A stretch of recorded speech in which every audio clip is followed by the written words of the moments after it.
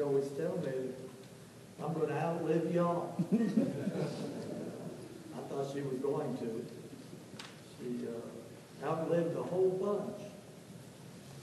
I don't think I've talked about death more with anyone else than my mom.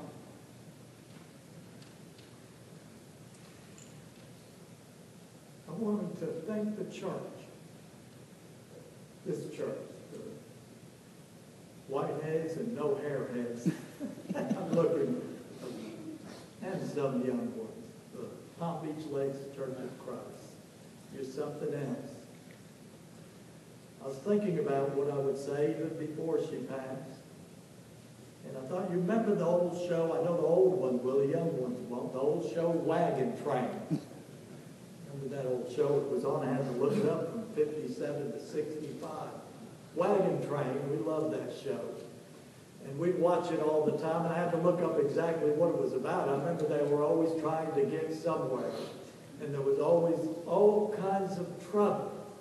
And they were traveling from Missouri to California. But there was always trouble along the way. The scout, the master, the head of the wagon train, he made sure everybody was safe. There was troubles from without, the Indians or robbers, all that way. Troubles and dangers. And then sometimes troubles from within. And when I think of wagon train, helping them finish their journey, to get to their destination safely, I can see in my family God's wisdom for the church. God's wisdom with the church.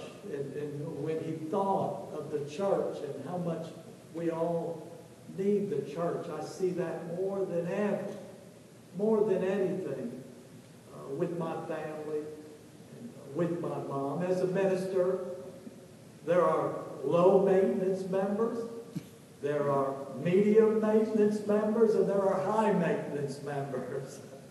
And I know my mother was one of those high maintenance members. She needed a lot of care, and she cared a whole lot. She had a whole lot of care to place upon you all. I appreciate the elders. I'm looking at them now, and I appreciate y'all so much whenever so-and-so visited, whether she was in the hospital or at home, all the visits, all of the care, and from Dan and David, the ministers, but every member is a minister here. And so many, when I visit from time to time, they'd come up because I didn't remember who they were or didn't know them, but they had a relationship, special one with my mom, helping her and helping our family. Especially to mention a name, the only name I'm going to mention is Mary.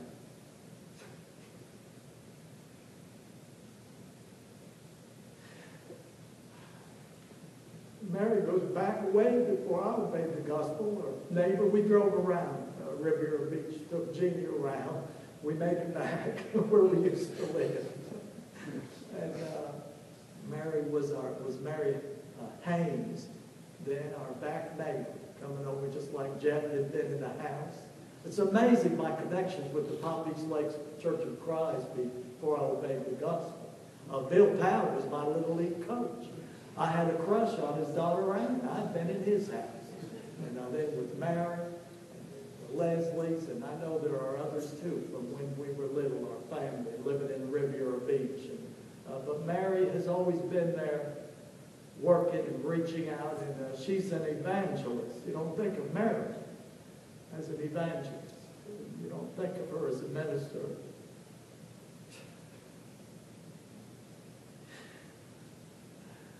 I just see God's wisdom for the church because we're on this journey from here to heaven.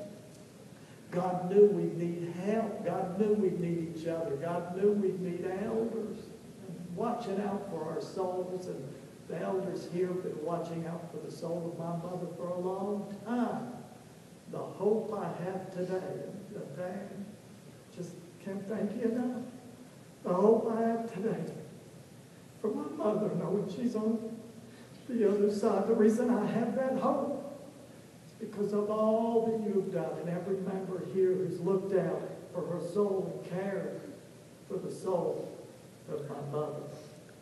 Thank you so much. Beginning with my brother Billy when I was still in prison. I think it was Jay and Jesse from this congregation visiting me in prison.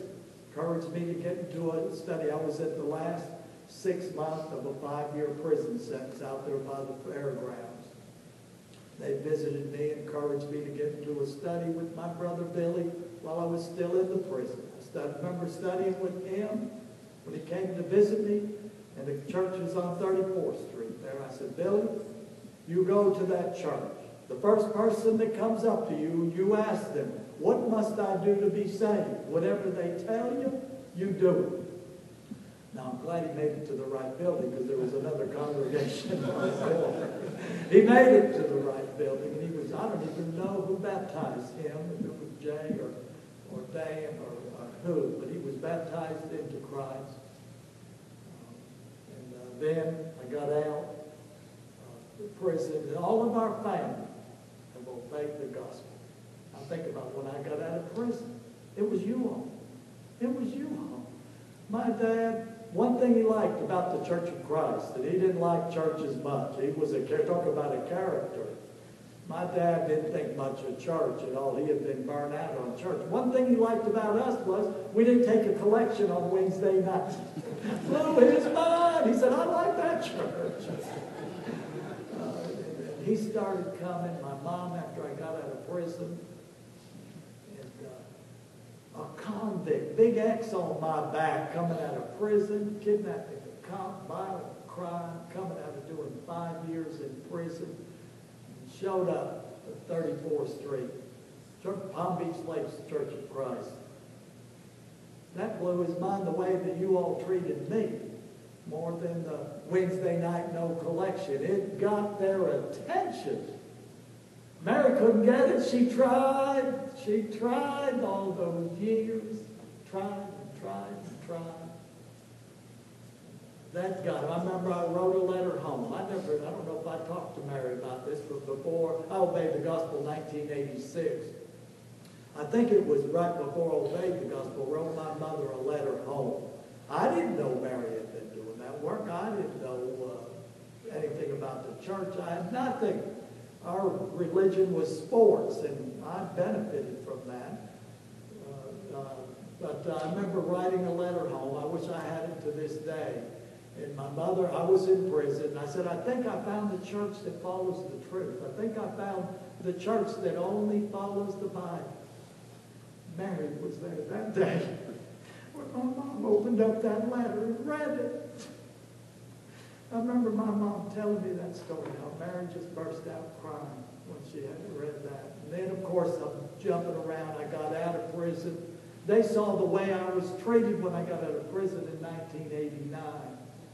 And they come into church, saw how the love, see God's wisdom with the church. They saw that love. My mother obeyed the gospel first.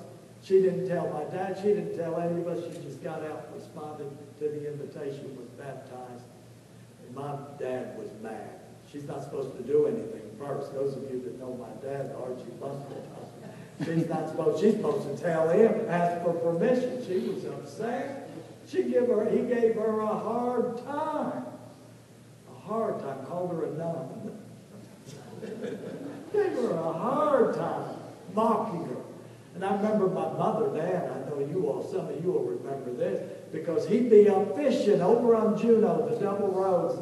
He'd be up there surf fishing. On Sunday during church, she'd come to church. She'd ask whoever sang the leading prayer, pray he doesn't catch any fish. I don't think he caught any that day. He was mad. He come in mad. But he kept seeing the way you all treated. He kept seeing. He kept seeing. He kept, let your light so shine before God that they may see. I can see God's wisdom with the church in my own family. He kept seeing. And then I baptized him, my dad. Baptized my dad. He's on the other side. Thank God for Frank Parker, who come into the prison to teach me. And after that, though, thank God for the church. I couldn't reach my family out to church. Thank God that all of us children, and my dad and mom were baptized into Christ.